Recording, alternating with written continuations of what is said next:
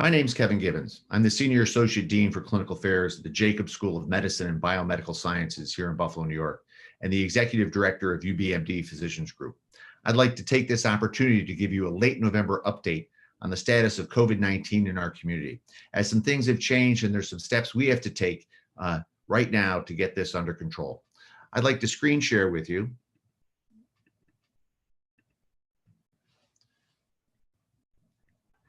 So on November 13th, I gave a presentation on the status of disease in our community because of an alarming uptick in the previous week.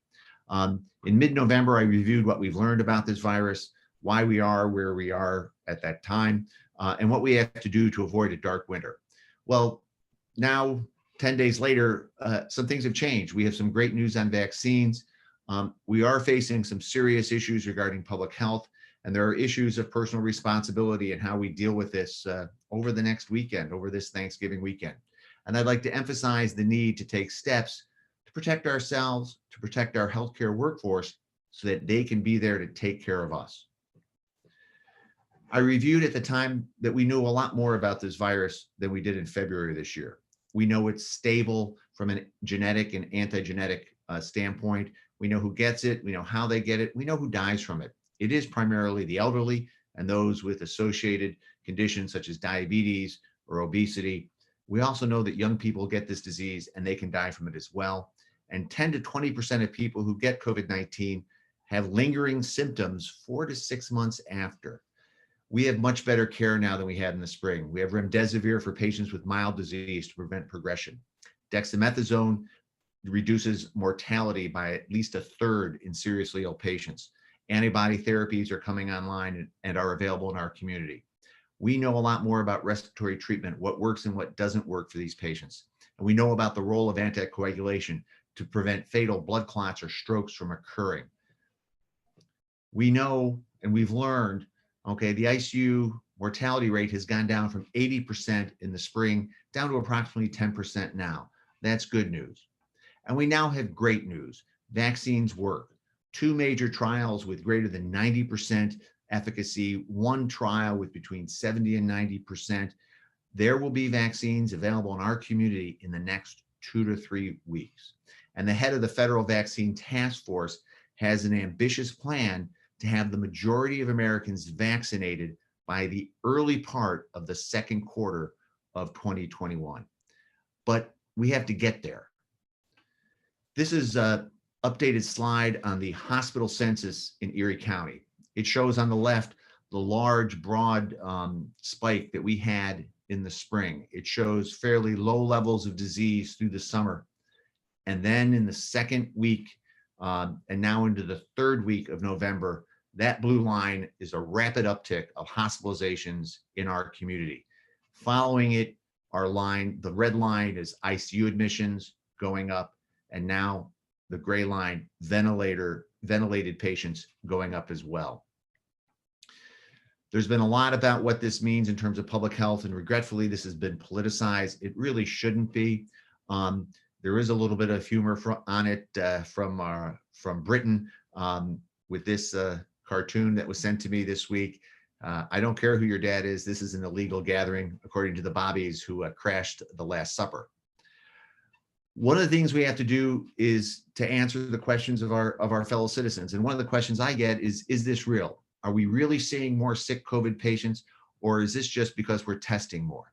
Well, to understand testing, I'd like to make a few points.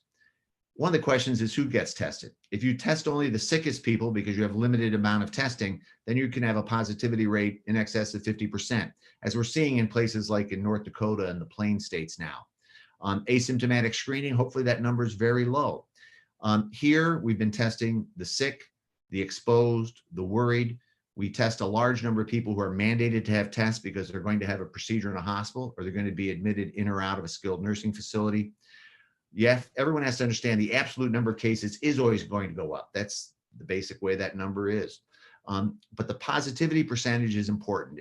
It does depend on testing policy and availability. Here in Western New York, that's been stable. So if we see an increase in positivity, it really does reflect real disease in our community. A brief comment on some epidemiological terms. Incidence is the number of new cases in the community. Prevalence is the number of new and old active cases in the community over a period of time. The prevalence in our community is probably 1/2 to 10 times the positivity rate, depending on where you are in the stages of an epidemic. The November 13th presentation that I did was prompted because there had been some alarming data coming out that week before. We were running a 7-day rolling average positivity rate of well under 5%, but that number started to go up. And the single day testing rate in the 2 days before I gave that presentation were 6 and 8.4% respectively. At that time, anecdotally, I heard from some trusted physicians, a primary care physician who said he had seen more COVID in the last 4 days than he had seen in the last 4 months. And an ER doctor who told me that he typically saw 1 COVID patient a shift. His last shift, he saw 10 patients, 5 of whom had to be admitted to the hospital. And the data subsequently bore that out. The number of COVID patients at the Buffalo General Medical Center tripled in a week, and the Catholic Health System doubled their number of COVID patients in 4 days. So that gain is real. So here we are now. That yellow line is our current 7-day positivity rate, and the red line are hospital admissions.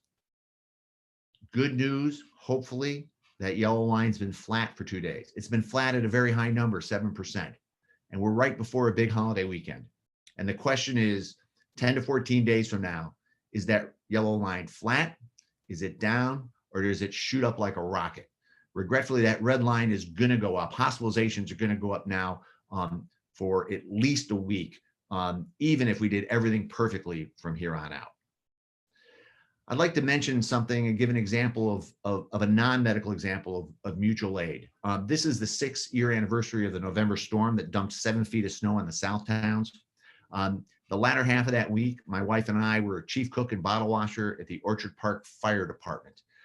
We were there because fire departments around the state sent their teams and equipment to the South Towns, because at the end of that 7 feet of snow, it was predicted we were going to get rain. And if that had happened, we would have had roof collapse and serious injury in our community. The good news is the sun came out, the wind came out, that snow disappeared. So it was not necessary. But we relied on people from elsewhere to come and help us. We sort of have the same plan when it comes to disaster preparedness, something I spend my time on. We work on mass casualty preparation. What would happen if a bomb went off at Canal Side, or we had a Las Vegas style mass shooting with 300 victims? The Buffalo General Medical Center has the most ICU beds in the community, over 100, and it can double them in short order and even triple them. But we would need help. We would need help from elsewhere. Well, we have to understand elsewhere is having troubles right now. Across the United States, the number of positive cases has hit a daily record for 14 days in a row. We would normally rely on assistance from Rochester or Cleveland. Things in Cleveland are worse than they are here. All 3 major health systems are overwhelmed. The Cleveland Clinic stopped surgeries and ambulatory clinic because 1,000 of their providers are out with COVID right now. So there's no mutual aid this time from elsewhere. We're on our own. And so we have to take the steps that we have to take to protect our community. When it comes to healthcare workforce, I want everyone to understand everyone has a role to play, and that has 2 specific meanings. One is to realize that we're all super specialized, not just doctors. Nurses and therapists are specialized as well. The perfusionist or cardiac OR nurse in the lower left-hand side has a specific set of skills. The nurse in the neonatal ICU at Oshai Children's Hospital on the right, picture taken pre-COVID, no mask, taking care of a premature infant, has specific skills. Those skills are not interchangeable, and they're not learned in a day. These are very highly trained individuals. And we're starting to see in our community problems because of illness among our providers from community-acquired disease. It's starting to affect what we can do to take care of patients in our community. So when I say everyone has a role to play, I mean every citizen in this community has a role to play.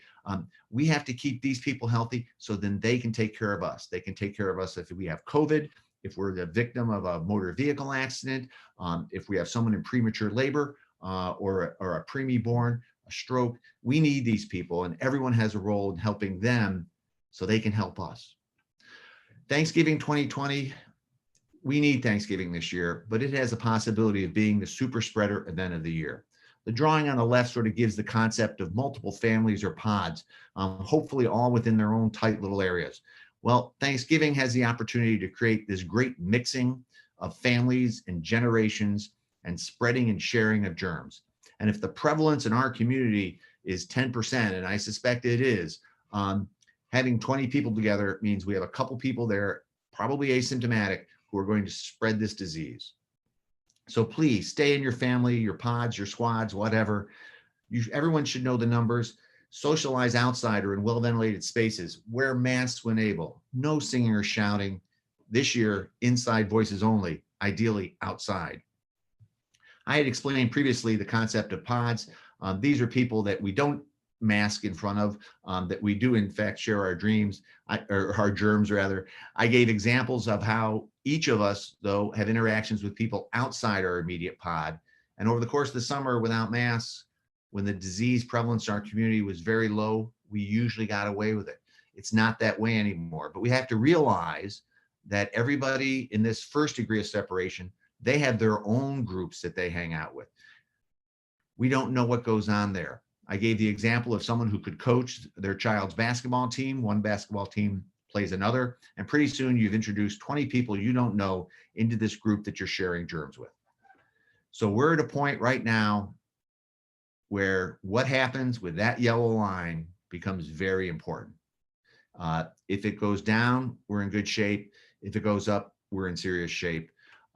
We know how this virus spreads. It spreads via close contact through the air we breathe. The Washington State choir practice that occurred in the spring, where one person infected 50 or 60 individuals, an incidence rate of 85% from a choir practice of an hour and a half in a small room. I mentioned previously the issue of a college bar. Well, that college bar is now replaced by a family party with people from multiple places, multiple pods, multiple generations, all in the same space, sharing germs. We have to avoid that. We know how to prevent this from occurring. Our healthcare providers who take care of COVID positive patients in our COVID units in hospitals mask 100% of the time and have an infection rate that's lower than the community. Proper masking works. Harvey Cushing in the lower corner, the founder of my specialty neurosurgery, with his nose hanging out over the mask, that's not allowed. N95s with a valve, those are not allowed. Those spread germs very effectively. We need N95 masks. We need good surgical masks. Cloth masks with multiple layers, worn properly, can do a great deal to prevent the spread of this virus. So we really need to mask up. We really need to stay in our smallest possible pods. We need to avoid sharing germs with others. I mentioned previously, no fans at the Bill Stadium this year, even though it is outside. There's a whole lot of screaming. The dinner table at Thanksgiving is going to have empty chairs. Hopefully they're temporarily empty. If we're not careful, we will have a Christmas or New Year's or Thanksgiving next year where we do have empty chairs with someone's picture on it in memoriam because they died of COVID-19 or they died of something else preventable, but we didn't have the healthcare providers to take care of them. So please, Western New York, we need to be smart. We need to take personal responsibility. We need to mask up. It's the way that we can have a safe and happy Thanksgiving. I wish the best to everyone. Thank you.